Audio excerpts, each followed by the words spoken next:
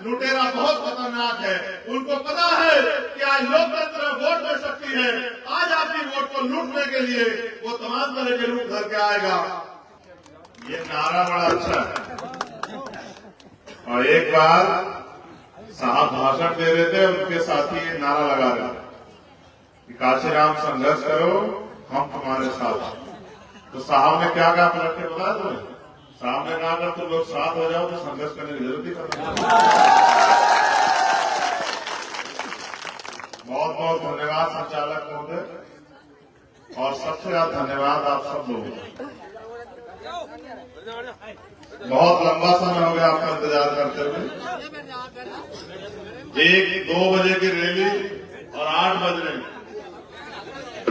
मैं आपके इस प्यार, इस विश्वास, इस उम्मीद और जो इच्छा शक्ति आपके अंदर है, उसके लिए आपको बहुत बहुत धन्यवाद देता हूं। मैं एक आग्रह आपसे और करूंगा, मैं अपने नौजवान भाइयों से आग्रह करूंगा। ये बार बार लाइट चली जा रही है, मैं देखा आपने, इस हर चीज का इंतजाम, इससे ज्यादा रोशनी तो आपकी जिंदगी से चली गई। इस रोशनी का इंतजाम तुम लोग अपने मोबाइल के टॉर्च जला के करो। जितने लोग यहाँ बैठे अपने मोबाइल के टॉर्च जला देते, परमानेंट के लिए रोशनी हो जाएगी। जब तक हमारी बात चलेगी, आप देखना बढ़िया सभा होगी, सब लोग इस सभा को याद रखेंगे। अपने मोबाइल की टॉर्च जलाओ और ध्यान हमारी तरफ करो, और फिर देखो कितना बढ़िया माहौल बनेगा। आपके भी चेहरे पे रोशनी आ जाए और हमारे चेहरे पे भी रोशनी आ जाए। जल्दी जल्दी जला लो, फिर स्टार्ट करें बात को। और जो आप पीछे खड़े हैं गाड़ियों के पास, लोग भी जला लो, पता लग जाए कि हमें सुनने वाले कहां तक खड़े हैं। हमारे लोग, हमसे प्यार करने वाले हमारे लोग कहां तक खड़े हैं, ये भी पता लग जाए।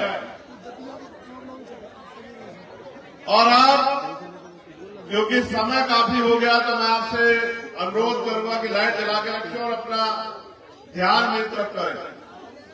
समय समय पे भारत की धरती पर जन्मे सभी संतों, गुरुओं, महापुरुषों को नमन करता हूं।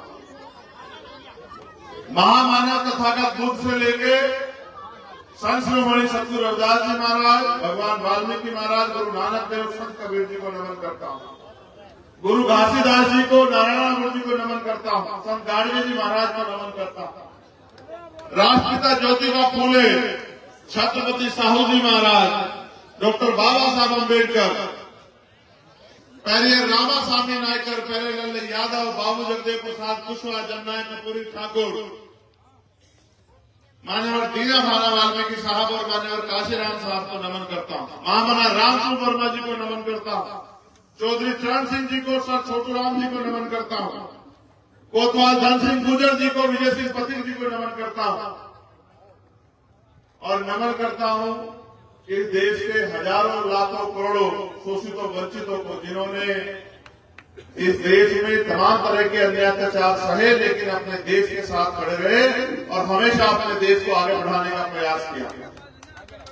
आज मध्य प्रदेश में इस चुनावी सभा में, जो सेवड़ा विधानसभा में है, इस मत पर स्थित हमारी पार्टी के लोकप्रिय दमदार प्रत्याशी भाई दामोदर यादव जी, जिनका आज जन्मदिन भी है, और उन्होंने मुझसे कहा सुबह जब मैंने इनको जन्मदिन की बधाई दी, कहा कि मैं तो जन्मदिन भाई 3 दिसंबर को मनाऊंगा, जिस दिन आपका जन्मदिन होता। मैं ये समझ गया कि 3 दिसंबर को मनाने का मतलब ये है कि इनको पूरा विश्वास हो गया है कि 3 दिसंबर को परिणाम आएंगे और सेवड़ा की महान जनता इनको आशीर्वाद देके भेजेगी, और 3 तारीख को परिणाम वाले दिन इनके मन में जो टीस है आपकी आवाज सड़कों के अलावा सदन में उठाने की, वो भी पूरी हो जाएगी। ऐसा भी पूरा भरोसा जो है मुझे सेवड़ा की जनता और यहाँ के भीम आर्मी आजाद समाज पार्टी और किसान कमेरों के ऊपर है। यहाँ इस मंच पर उपस्थित हमारे भीम आर्मी के राष्ट्रीय महासचिव, हमारे मध्य प्रदेश के प्रदेश के अध्यक्ष भीम आर्मी के सुनील बैरड़िया जी, और संभाग मंडल जिले के नेता और मेरे साथ चल के आए मेरे भाई, और यहाँ पिछड़े, कमजोरों, दलितों, मजलूमों की आवाज उठा रहे और तमाम तरह से अपनी जान को जोखिम में डाल के आपकी लड़ाई लड़ रहे, अपने स्वाभिमान सम्मान की रक्षा कर रहे भाई रविंद्र भाटी जी का भी और उनके साथ आए हमारे प्रदेश कोर कमेटी के मेंबर, राष्ट्रीय कोर कमेटी के मेंबर भाई अमित कसाना जी का भी धन्यवाद करता हूं। सम्मानित साथियों, मैंने अपने प्रतिनिधि के रूप में भाई कमल सिंह वालिया जो हमारे राष्ट्रीय महासचिव में उनसे आग्रह किया है कि अब अपना ज्यादा समय सेवढ़ा विधानसभा में देना और सेवढ़ा विधानसभा में जीतते हुए प्रत्याशी को रोकने के लिए जो गलत प्रयास किए जा रहे हैं, जो झूठी बातें फैलाई जा रही है, उस झूठ को बेनकाब करके और मध्य प्रदेश में पहली रोशनी की किरण आजाद समाज पार्टी भीम आर्मी का झंडा भोपाल में बुलंद करने के लिए भाई दामोदर यादव जी की मदद कराने का काम करना। और मुझे विश्वास है कि जो काम मुझसे अधूरा रह जाएगा, जो काम भाटी जी से अधूरा रह जाएगा, जो काम अमित जी से अधूरा रह जाएगा, उस मेरी गैर मौजूदगी में उस काम को भाई कमल जी यहाँ करने का काम करेंगे और गांव गांव गली गली ढाणी ढाणी जाके आपको जागरूक करने का काम करेंगे। सम्मानित मेरे साथियों, इस रोशनी का इंतजाम तो आपने कर लिया, लेकिन मैं अपने समाज से पूछना चाहता हूं, अपने दलित पिछड़े आदिवासी समाज से, अपने अल्पसंख्यक समाज से, जैन सिख बौद्ध ईसाई मुसलमान से, पाल प्रजापति कश्यप रावत मीणा समाज से, जाटा वाल्मीकि पासी धोबी अपने समाज से, कि अगर ना हो देश में लोकतंत्र और संविधान, अगर ना हो लोकतंत्र तो आपकी बस्तियों में कोई ना आए, आपसे कोई चाचा ताऊ आपको ना कहे, आपके पैर कोई ना छुए, आपके दरवाजे पे कोई ना आए, और अगर ना हो देश में संविधान तो आपके बच्चे कभी डॉक्टर, इंजीनियर, IAS, IPS ना बन पाए, आगे ना बढ़ पाए, विधानसभा में ना जाए, लोकसभा में ना जा पाए, गांव के सरपंच ना बन पाए। आपको इतिहास अगर याद हो, मैं तो हमेशा इतिहास की बात करता हूं, क्योंकि बाबा साहब अम्बेडकर कहा करते थे कि इतिहास, जिस समाज को अपना इतिहास नहीं पता वो कभी भी अपने भविष्य का निर्माण नहीं कर सकता।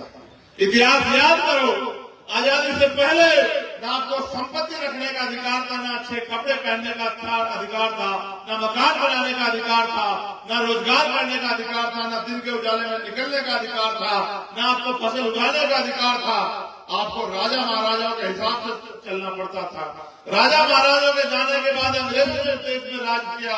अंग्रेज क्या करते थे, लोग क्या करेंगे, अंग्रेज फिर भी न्याय के लिए थे, उन्होंने फिर भी कमजोर शोषितों को पढ़ने का अधिकार दिया। उन्होंने तमाम तरह की कुप्रथाएं थी जो आपके ऊपर लागू की गई, सती प्रथा, विधवा विवाह, बाल विवाह और तमाम तरह की प्रथाएं, उनको रोकने का काम किया, क्योंकि अंग्रेज फिर भी न्याय के लिए थे। अंग्रेज फिर भी चाहते थे कि सब लोग आगे बढ़े। लेकिन आप सोचो कि अगर आपके बीच के लोगों ने अपने सुख दुख, अपने सुख सुविधा त्याग करके आपके लिए लड़ाई नहीं लड़ी होती, क्या आज के आपके पास अधिकार होते? क्या आपके बच्चों को आगे कुर्सी बैठने देता?